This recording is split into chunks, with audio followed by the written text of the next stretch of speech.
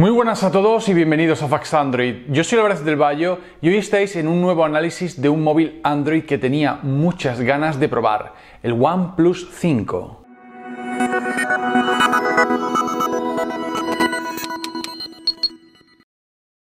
Si hay una marca que intenta competir de tú a tú con los mejores fabricantes de móviles Android es sin duda OnePlus. Hoy analizamos el OnePlus 5. Estamos ante un terminal del que se ha criticado bastante el diseño, no porque sea feo, sino porque en teoría se asemeja mucho al iPhone 7 Plus. Decimos en teoría porque la parte trasera tiene una doble cámara con una posición del flash LED y del logotipo que es cierto que recuerda al terminal de Apple, pero una vez que se coge en la mano estas similitudes se desvanecen bastante. Los laterales mayores tienen una curvatura que lo hacen muy cómodo en la mano. 7,25 milímetros de grosor también hace que la sensación al cogerlo sea extraña y cómoda. Y en el frontal tenemos el sensor de huellas, aunque en este caso no es redondo, es como el de OnePlus 3T, y también unos marcos algo grandes para lo que estamos acostumbrados en los últimos modelos de Android, pero no incómodos, no exagerados, y aunque como decimos la estética no es uno de sus puntos fuertes, tampoco lo vamos a poner como un problema. En el lateral izquierdo tenemos los botones de volumen y el curioso dial slider, es decir, un botón que nos permite moverlo para ponerlo en silencio, para ponerlo en sonido y también para activar el modo no molestar. En el lateral derecho tenemos el botón de encendido y la doble ranura para SIM, ya que no tiene tarjeta micro SD. En la parte superior no tenemos nada y en la parte inferior tenemos el conector jack 3,5 mm para auriculares, un potente altavoz, aunque único, y un conector USB tipo C con carga Dash Charge de la que hablaremos más adelante. Pasamos a hablar ahora de la potencia. Estamos ante el móvil Android más potente que hemos probado. Un procesador Snapdragon 835 con 8 núcleos hasta 2,35 GHz. Tenemos 8 GB de memoria RAM y 128 GB de almacenamiento interno. La memoria RAM es DDR4 y el almacenamiento interno también tiene una tecnología que hace que la velocidad de escritura sea increíble. Es un terminal realmente rápido, no se ha colgado en ningún momento. La fluidez, la velocidad, todo es impresionante. Incluso habiendo analizado terminales como el LG G6 o como el Xiaomi Mi 6, el OnePlus 5 es el móvil que más me ha impactado en este sentido. Además, tenemos NFC, tenemos un sensor de huella increíblemente preciso y cómodo. Y eso que, como sabéis, yo no soy fan de los sensores de huellas en la parte frontal, me gusta más detrás, pero reconozco que es muy cómodo utilizar. El apartado de las características técnicas, como decimos, es uno de los puntos más importantes de este smartphone. Lo hemos probado con muchas aplicaciones de edición de foto, de edición de vídeo. Hemos jugado, hemos visto películas, hemos hecho de todo.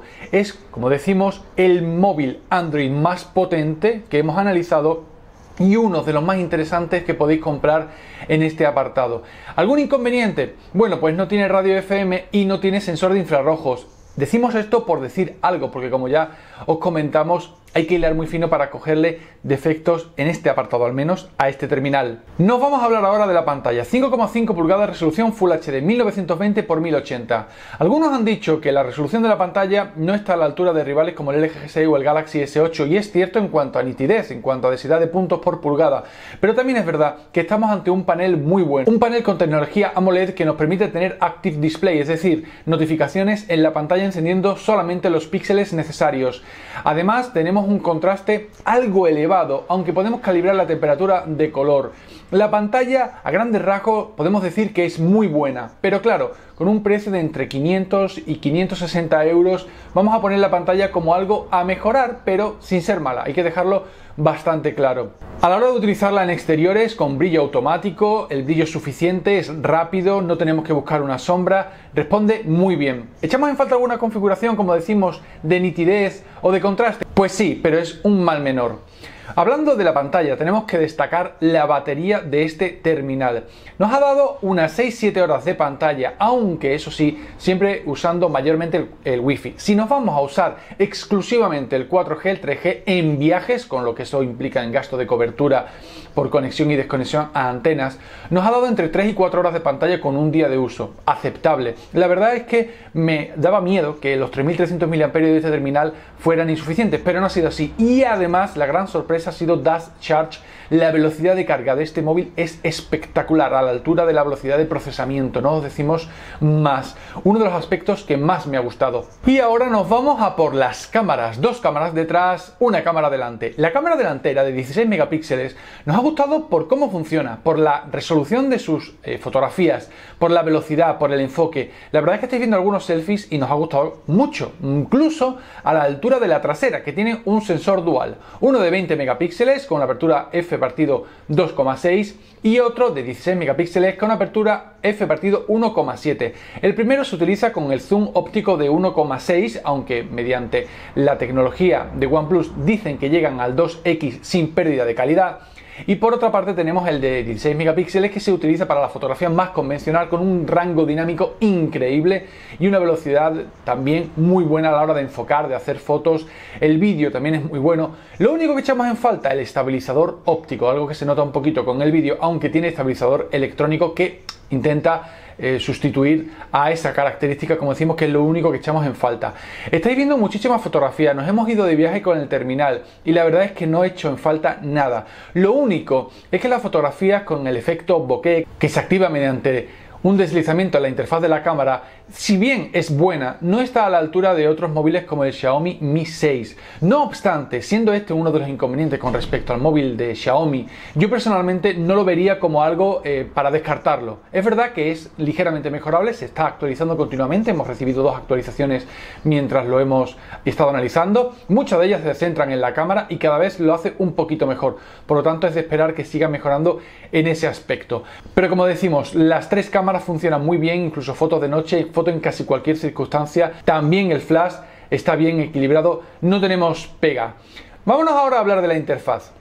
Cuando hacemos un análisis de un móvil tenemos 2 opciones: o bien la interfaz no nos gusta y lo decimos, o bien la interfaz está muy poco personalizada y alabamos a la marca por ello. En este caso vamos a hacer un mix, porque la interfaz está muy personalizada, pero manteniendo Android Stock. Oxygen OS, que es como se llama la modificación que ha hecho OnePlus de Android, está basada en Android 7.1.1. Tenemos la pantalla dividida, tenemos notificaciones como decimos con Ambient Display, tenemos la posibilidad de personalizar muchísimas cosas, desde los temas, los iconos, el tema oscuro o claro. Tenemos también la opción de cambiar los fondos de pantalla con una foto dinámica cada día. Muchas modificaciones, pero sin que ello comprometa ni la velocidad de las actualizaciones ni tampoco la fluidez del terminal.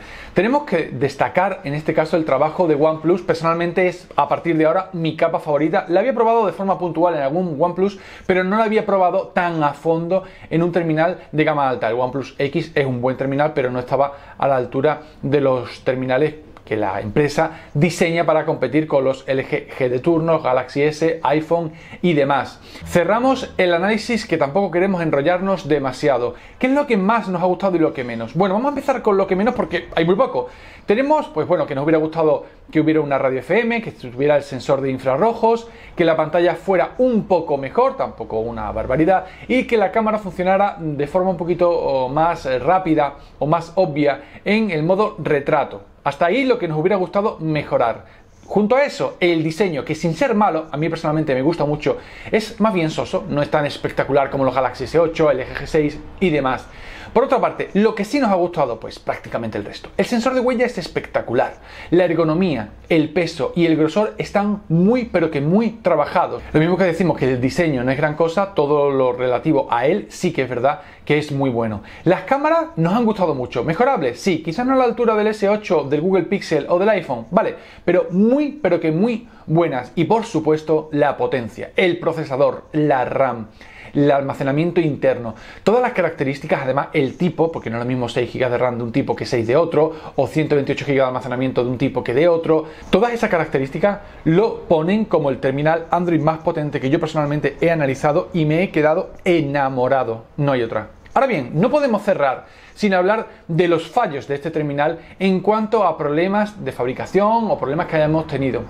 Para empezar, había algunos problemas con las llamadas al 112 o al 911, a los números de emergencia, que ya se ha solventado mediante una OTA. También hay un problema en el scroll del móvil, cuando hacemos un scroll muy rápido, que hay un efecto gelatina, un efecto flan que se llama. Nosotros lo hemos encontrado, pero eso sí, tenemos que buscarlo en aplicaciones como Twitter y demás. Si no, es imposible darse cuenta, al menos yo no me hubiera dado cuenta.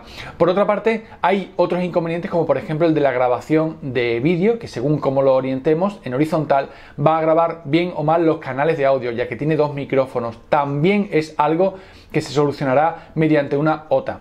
¿Que OnePlus tendría que haber hecho las cosas mejor? Por supuesto, pero en mi opinión, teniéndole que dar un poquito de caña, porque hay cosas mejorables como acabamos de nombrar, creo que se le ha dado demasiados palos a este terminal. Es un móvil mejorable como todos, sin excepción, pero para lo que cuesta, personalmente me parece un acierto. Eso sí, habrá que ver cómo se lleva el tema de las actualizaciones, porque el que la empresa no actualice algunos terminales que dijo que iba a actualizar hace que algunos, pues digamos que miren con recelo el comprarse un terminal de esta marca. Está en manos de la empresa. A mí personalmente me ha fascinado, me ha encantado. Voy a tenerlo durante unos días, voy a intentar hacer comparativas con el Galaxy S8, el Mi 6 y demás, y ya os contaré qué opino. Un saludo y nos vemos en el próximo vídeo.